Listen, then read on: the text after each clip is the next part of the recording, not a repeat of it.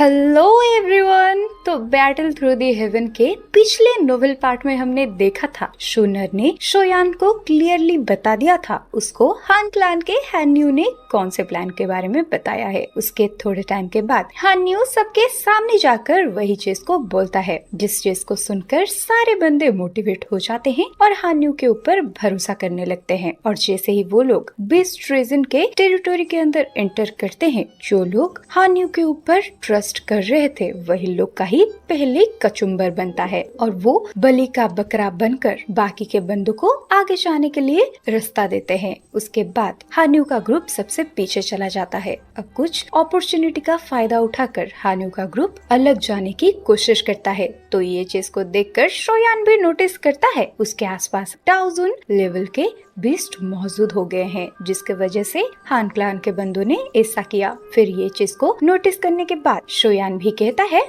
हम हान्यू के ग्रुप को चेस करेंगे, जिसके वजह से वो आदेश दे देता है गो चिंग्यान और मैं आप सबको गाइड करेंगे और पहले रहेंगे और बाकी के बंदे प्लीज एक ट्रायंगुलर सेफ को ले लीजिए और जो लोग थोड़ा बहुत वीक है वो मिडिल में रहना और पावरफुल बंदे उनके चारों तरफ रहकर उनका प्रोटेक्ट करना। तो इसी चीज के अनुसार जो बंदे साइड में थे अपनी अपनी पारी आने पर उनके सामने प्रेजेंट हुआ बिस्ट को वो मौत के घाट उतार देते थे। अब यहीं से स्टार्ट होता है बैटल थ्रू द हेवन का नेक्स्ट नोवेल एक्सप्लेनेशन पार्ट। अब शोयान आगे बढ़ते हुए बोलता है फ्यूरियस बीस्ट अराइव हो चुके हैं, तो चलो हमला करना स्टार्ट करो। अब ये बोलते ही शोयान अपने बॉडी से अपने डाउकी को रिलीज करना स्टार्ट कर देता है। अब शोयान अपने हेवनली फ्लेम का मदद लेकर 1000 फुट बड़ा ड्रैगन को क्रिएट करके आगे भेज देता है, जो कि आसमान की तरफ चिल्लाते हुए अपनी पूंछ को सबके सामने हिलाने लगता है। अब एक ही बार में 100 से ज्यादा बीस्ट का काम तमाम हो जाता है और ये होता है शोयान का 3000 हेवनली फ्लेम। इधर शोयान को ऐसे हमला करते हुए देख गो चिंग्यान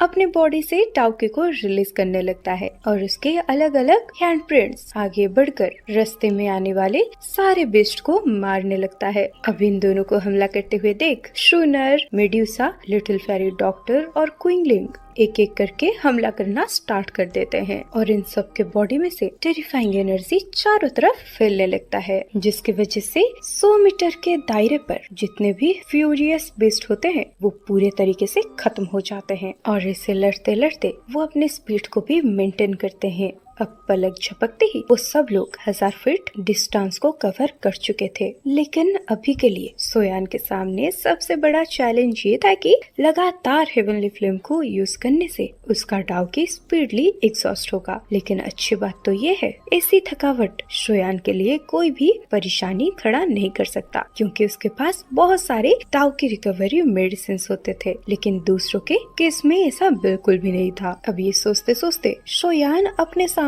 जा रहे हान्यू के ग्रुप को देखता है और कहता है ये लोग काफी ब्रेव हैं। अब इस टाइम पर हान्यू का ग्रुप भी अपनी ट्रू स्ट्रेंथ को रिलीज करते हुए बीस्ट के साथ लड़ने लगता है और उनके 1000 फीट के दायरे में कोई भी फ्यूरियस बीस्ट एंटर नहीं कर पाता। इसी टाइम पर शोयान चिल्लाते हुए कहता है हमें और कितना टाइम लगने वाला है। हालांकि अभी के लिए हम ये सिचुएशन को इंड्योर कर पा रहे हैं, लेकिन इस तरीके से लगातार आगे बढ़ना कोई सॉल्यूशन नहीं है। अब शोयान की ऐसी बातों को सुनकर शूनर बोलती है ब्रदर शोयान, हम बीस्ट टेरिटोरी के डीप पार्ट में पहुंच चुके हैं और अगर हम ऐसे ही अपने स्पीड को मेंटेन करके रखते हैं तो फिर करीब आधे घंटे के अंदर अंदर हम ये रीजन को क्रॉस कर लेंगे और इसका प्री कंडीशन ये है ये फ्यूरियस बीस्ट हमारा रास्ता ना रोके। और हमारे ग्रुप के लिए ये पहली बार है जब हम यहाँ तक आए हैं और मैं ये सारी बातें हमारे क्लान के इंफॉर्मेशन के हिसाब से ही गेस कर रही हूँ। अब आधे घंटे का टाइम सुनकर शोयान और भी ज्यादा टेंस्ड हो जाता है और वो सोचने लगता है सच में ये बेस्ट रीजन को पार करने की डिफिकल्टी थोड़ा ज्यादा ही हाई है और अगर इंसानों की इतनी बड़ी ग्रुप ने अपने आप को सैक्रिफाइस नहीं किया होता तो फिर शोयान का ग्रुप शायद ही यहाँ तक पहुंच पाता। पहुंच तो पाता, लेकिन टाइम के साथ साथ इनको बहुत सारे परेशानी का सामना भी करना पड़ता। तो अब शोयान चिल्लाते हुए कहता है किसी भी कीमत पर हमें अपनी स्पीड को और ज्यादा बढ़ानी होगी। अब ये बोलते ही शोयान अपनी अटैक्स का पावर बढ़ा देता है और वो और स्पीडली आगे बढ़ने लगता है। अब जैसे ही सारे बंदे शोयान को इतना स्पीडली आगे बढ़ते हुए देखते हैं, उसे फॉलो करने वाले लोग भी अपने स्पीड को और थोड़ा सा इंक्रीज करने लगते हैं। अब वो सारे बंदे अलग अलग टेक्निक्स का इस्तेमाल करते हुए बीस्ट टेरिटोरी को क्लियर करने लगते हैं। अब हमें वो पूरे ग्रुप का कोऑर्डिनेशन बहुत अच्छी तरीके से दिखाया जाता है और भले ही शोयान का ग्रुप का नंबर थोड़ा सा कम हो, लेकिन ये काफी खतरनाक अटैक्स का यूज करते हुए आगे बढ़ने लगते हैं, जिसके चलते शोयान का ग्रुप का स्पीड बहुत ही फास्ट हो जाता है। अब हमें दिखाया जाता है शोयान अचानक से अपने पैम अटैक को आगे शूट करता है, जिसके चलते उसके सामने प्रेजेंट हुआ एक बीस्ट का सर ब्लास्ट हो जाता है। अब ऐसा करने के बाद शोयान अब लाइटनिंग स्पीड से आगे बढ़ने लगता है। अब इसी टाइम पर कुछ फ्यूरियस बीस्ट गु चिंगियान को परेशान करने के लिए आ रहे थे, तो ये देखकर शूनर आगे आकर वो सारे बीस्ट को मार गिराती है। अब इसी टाइम पर हमें दिखाया जाता है लगातार लंबे टाइम तक बैटल करने के दौरान गु चिंगियान का बॉडी बहुत ही ज्यादा वीक हो चुका था और जैसे जैसे वो और आगे जाते रहते हैं, फ्यूरियस बीस्ट और भी ज्यादा पावरफुल हुए जा रहे थे। और इस टाइम पर भले ही गु चिंगियान, शोयान और बाकी के लोग मिलकर ये बीस्ट के ऊपर हमला करें, लेकिन फिर भी एक फ्यूरियस बीस्ट को खत्म करने के लिए उन्हें बहुत सारे अटैक का इस्तेमाल करना पड़ रहा था, जिसके चलते इन सब के आगे बढ़ने की स्पीड पहले से ज्यादा स्लो हो जाता है। अब ये सिनेरियो को देखकर शोयान एक गहरी सांस लेते हुए बोलता है, अगर मामला ऐसे ही चलता रहा, भले ही मेरे पास पिल्स हो, लेकिन हमारा ग्रुप ज्यादा टाइम तक इस मोमेंट में इंड्योर नहीं कर सकता। अब इसी टाइम पर शोनर कहती है, आगे देखो, हान्यू का ग्रुप गायब हो गया है। ये सुनकर गु चिंगियान कहता है, शायद ये लोगों ने बीस्ट टेरिटोरी को क्रॉस कर लिया है। अब ये बात को सुनकर शोयान बहुत ही ज्यादा खुश हो जाता है। सिर्फ इसलिए नहीं, हान्यू का ग्रुप, आई मीन उसका दुश्मनों का ग्रुप आगे बढ़ गया। एक बार सोचो, अगर किसी का दुश्मन आगे बढ़ रहा है, कोई कैसे भला खुश हो सकता है। लेकिन शोयान का खुश होने का पीछे का रीजन ये था कि शायद हम भी बीस्ट टेरिटोरी के एंडिंग के पास पहुंच चुके हैं। अब शोयान अपने हाथ को वेव करते हुए बोलता है, ठीक है, जल्दी से अपनी स्पीड को बढ़ाओ। अभी बोलते ही शोयान अपनी बॉडी के ओरे को और थोड़ा सा बढ़ा देता है और अपने हाथों से अपने हेवनली फ्लेम को क्रिएट करके आगे शूट कर देता है। अब जैसे ही शोयान का अटैक कुछ बीस्ट के बॉडी में टकराते हैं, वो सारे बीस्ट फोर्सफुली पीछे जाकर टकराते हैं और ये मौके का फायदा उठाकर शोयान का ग्रुप आगे बढ़ जाता है। अब शोयान के सारे दोस्त भी अपनी बॉडी से और ज्यादा डाउगी को रिलीज करने लगते हैं और स्पीडली आगे बढ़ जाते हैं। अब इसी टाइम पर शोयान का वो बड़ा सा 3000 ड्रैगन जैसे ही एक बड़े से बीस्ट के बॉडी में टकराता है, एक बैंग आवाज के साथ वो एक्सप्लोड हो जाता है और चारों तरफ एनर्जी फैलने लगता है। अब दोबारा से इस अपॉर्चुनिटी का भी फायदा उठाकर शोयान का ग्रुप आगे बढ़ जाता है। अब कुछ टाइम के बाद शोयान फील करता है उसके ऊपर कोई भी हमला नहीं कर रहा। अब ये फील करने के बाद शोयान अपने सर को ऊपर उठाता है। अब शोयान चारों तरफ की चीजों को देखकर डिस्कवर करता है कि चारों तरफ के ग्राउंड खाली हो चुका है, लेकिन पीछे फिर भी बहुत सारे बीस्ट मौजूद हैं और वो सारे बीस्ट शोयान के ग्रुप की तरफ देखकर चिल्ला रहे थे, लेकिन ना जाने क्यों एक एरिया के पास प्रेजेंट होने के बाद वो सारे बीस्ट अंदर एंटर नहीं कर पाते। अब ये बीस्ट के ऐसे हरकतों को देखकर शोयान बहुत ज्यादा सरप्राइज हो जाता है, लेकिन ये सिनेरियो को देखकर शोयान का पूरा ग्रुप रिलीफ फील करता है। अब थोड़े टाइम तक रेस्ट करने के बाद उन सबको अपने सामने 10,000 फीट का एक एंशिएंट टाइम की दिखने वाली पेड़ दिखती है और इस पेड़ की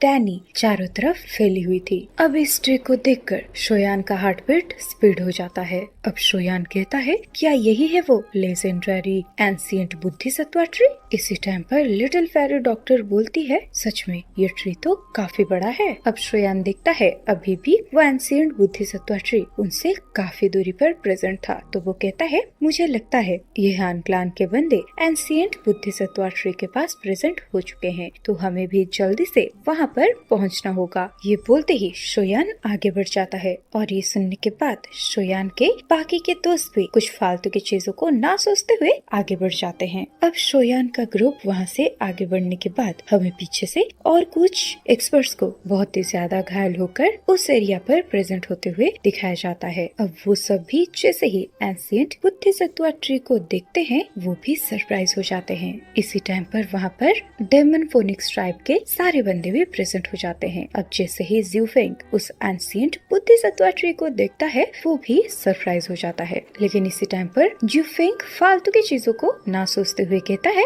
शोयान के ग्रुप को फॉलो करो। अब ये सुनकर डेमन फिनिक्स ट्राइब के बंदे अपने गुस्से को सरप्रेस करके शोयान को फॉलो करने लगते हैं और इधर शोयान काफी स्पीडली वो एंशिएंट बोधिसत्व ट्री के करीब जाने लगता है और वो जितना ज्यादा करीब जा रहा था वो एंशिएंट ट्री के, उसके दिल में एक रिस्पेक्ट जन्म होने के साथ साथ उसको एक डर भी कवर करने लगता है। अभी इसी टाइम पर हमें पता चलता है 10,000 फुट की दूरी शोयान का ग्रुप पलक झपकते ही पार कर लेता है। इसी टाइम पर जस्ट शोयान का ग्रुप एंशिएंट बोधिसत्व ट्री के 1000 मीटर दायरे पे एंटर करने ही वाले होते हैं। उनकी आंखों के सामने एक ग्रुप अपीयर होता है और ये ग्रुप होता है हान क्लान का। और हान क्लान के ग्रुप को देखकर शोयान का पूरा ग्रुप सरप्राइज हो जाता है। उन सबको लगता है ये हान क्लान के बंदे दूसरे बंदों का वेट कर रहे हैं। गाइस वेट तो मैं भी कर रही हूँ आप लोगों के लाइक और कमेंट का, तो कर दो। इधर शोयान हान्यू के ग्रुप को देखकर कहता है हान्यू लेकिन ये इधर क्या कर रहा है। ये बोलते ही शोयान करीब से वो एंशिएंट बोधिसत्व ट्री को घूरने लगता है और ये एंशिएंट बोधिसत्व ट्री ऑलमोस्ट एक सिटी की आधे हिस्से को ऑक्यूपाई कर सकता है और शोयान करीब से और भी अच्छे तरीके से ये एंशिएंट बोधिसत्व ट्री की स्ट्रेंथ को फिल करने लगता है और ये एंशिएंट बोधिसत्व ट्री के अंदर से लगातार फ्रेश एयर फैलती रहती है। अब आसमानों से जैसे ही सनशाइन इस पेड़ के ऊपर गिरता है ये पेड़ एकदम से क्रिस्टल की तरह चमकने लगता है। अब ये सारी चीजों को देखकर शोयान का पूरा ग्रुप सरप्राइज हो जाता है, लेकिन फिर भी सारे के सारे बंदे बहुत ही ज्यादा सेफ फील करते हैं। बट शोयान एक लौता बंदा था जो कि अभी भी बहुत ही ज्यादा टेंस्ड था क्योंकि उसके अंदर से उसको कुछ अजीब सा महसूस हो रहा था। लेकिन अभी के लिए शोयान को अपने आसपास कोई भी प्रॉब्लम का नजारा नहीं दिखता, तो वो भी इस अजीब से सेंसेशन को उतना ज्यादा गौर नहीं करता। अब शोयान मन ही मन बोलता है ये एंशिएंट बोधिसत्व ट्री को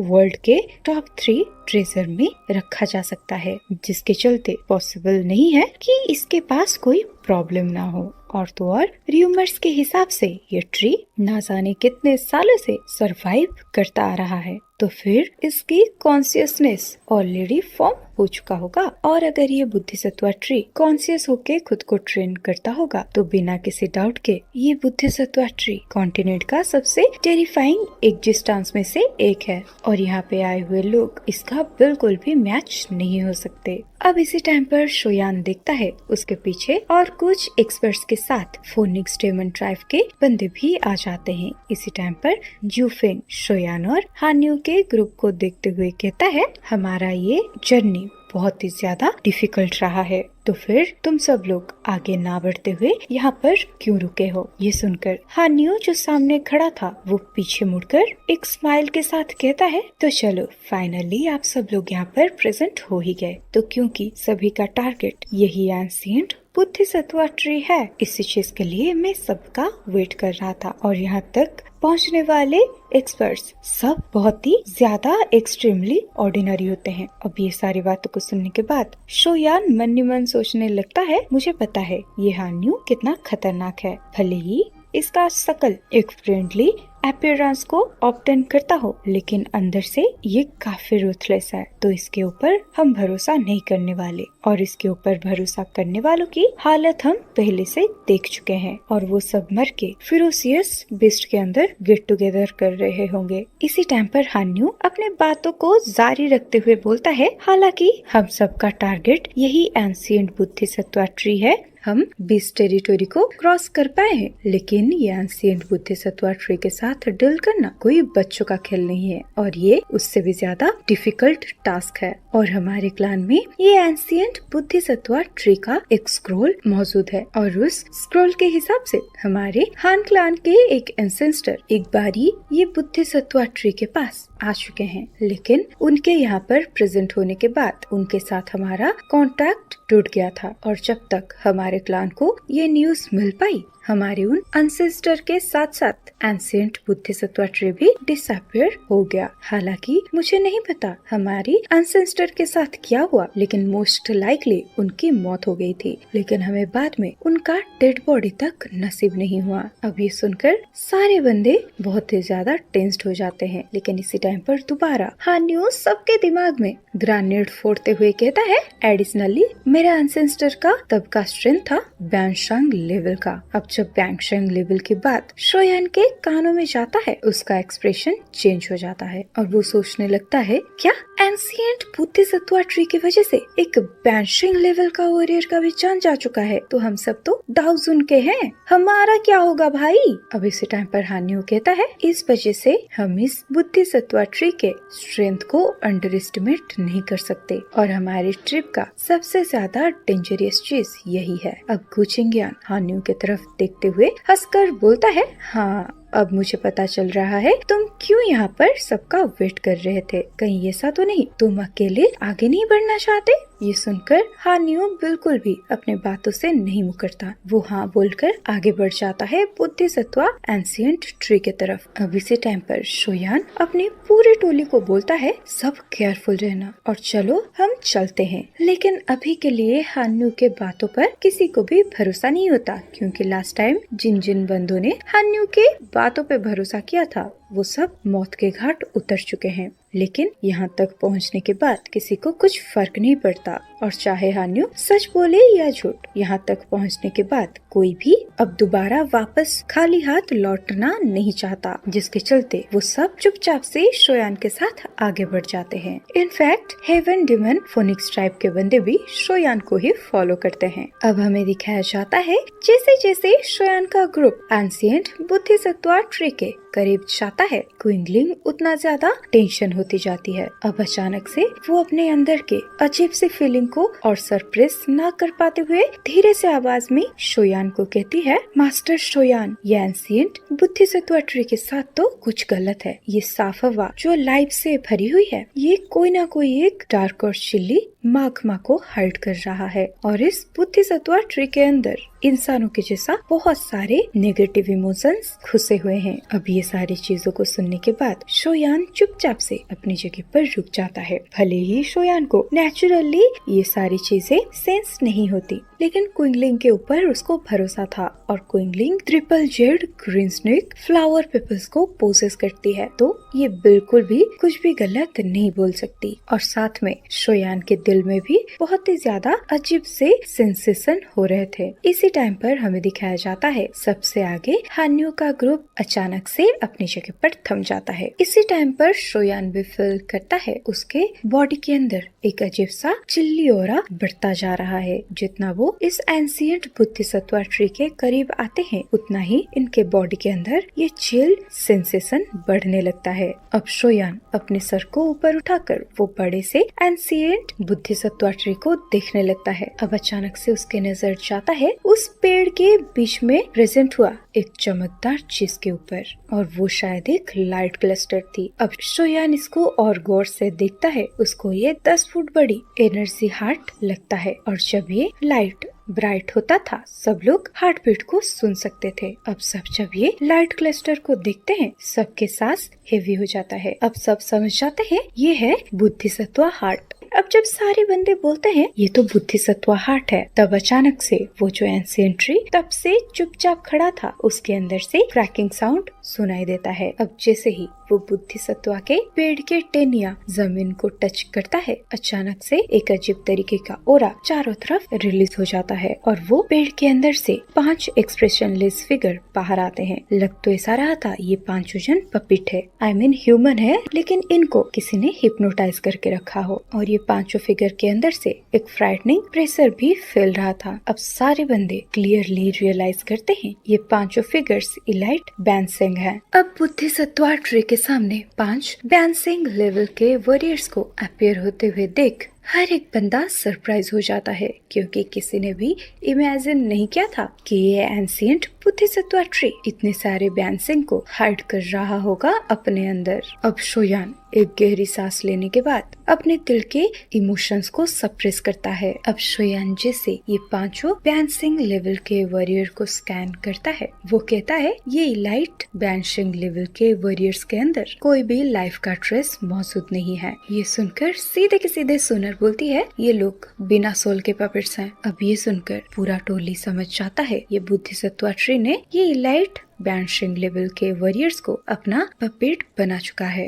अब ये देखकर सब सोचते हैं इलाइट बैंशिंग को पपेट में बदल देना आखिर ऐसी टेरिफाइंग फ्राइटनिंग स्ट्रेंथ किसके पास है, क्योंकि जब कोई बैंशिंग लेवल पर पहुंच जाता है वो इस कॉन्टिनेंट की पीक लेवल से बहुत क्लोज होता है। क्योंकि अगर एंशिएंट क्लान्स की भी बात करी जाए तो वहाँ पर भी बहुत कम बैंशिंग लेवल के एक्सपर्ट्स मिलते हैं और बैंशिंग लेवल के वॉरियर्स को पावरफुल माना जाता है, लेकिन ऐसे एक्सपर्ट्स यहाँ पर पपेट बन चुके हैं। इसी टाइम पर हान्यू 5 इलाइट बैंशिंग के वॉरियर को देखकर बहुत ही ज्यादा टेंस्ड हो जाता है, क्योंकि वो देखता है उसके एंशिएंट रिकॉर्ड में जिस एंसेस्टर का जिक्र हुआ था, जो एंशिएंट बुद्धिसत्वा ट्री के पास आकर मिसिंग हो गए थे, वो एक ब्लैक रोब के साथ उसके सामने प्रेजेंट है। अब ये चीज को जब वो बाकी के लोगों को कहता है, बाकी के लोग ये सुनकर हक्के बक्के रह जाते हैं। अब ये सारे बातों को सुनने के बाद गुचिंगियान एकदम से टेंस्ड हो जाता है और कहता है अभी के लिए हमें क्या करना चाहिए, क्योंकि ये 5 बैंशिंग लेवल के लाइनअप को टेरिफाइंग कहना सही होगा। और अगर यहाँ पे मौजूद सारे एक्सपर्ट्स अपने स्ट्रेंथ को कंबाइन भी कर देते हैं तो भी ये 5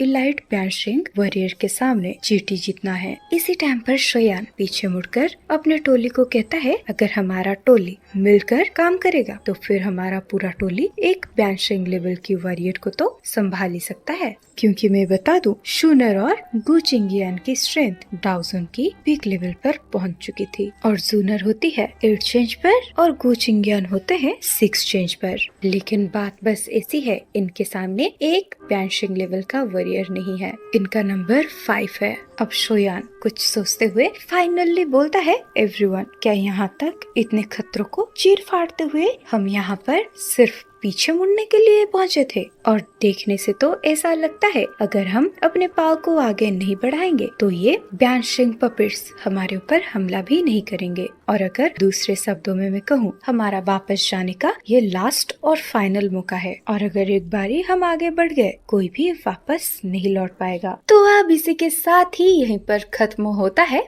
बैटल थ्रू द हेवन का आज का नोवेल एक्सप्लेनेशन पार्ट।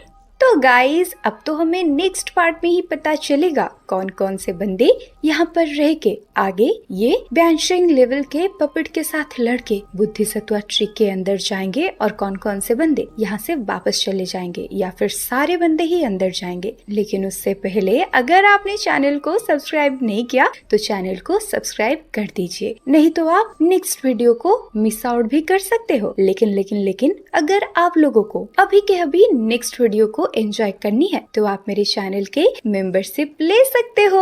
और गाइस आपको अगर आज की वीडियो पसंद आई है, वीडियो को लाइक करना और नीचे एक प्यारा सा कमेंट ड्रॉप करना बिल्कुल भी मत भूलना। तो चलो गाइस, बाय।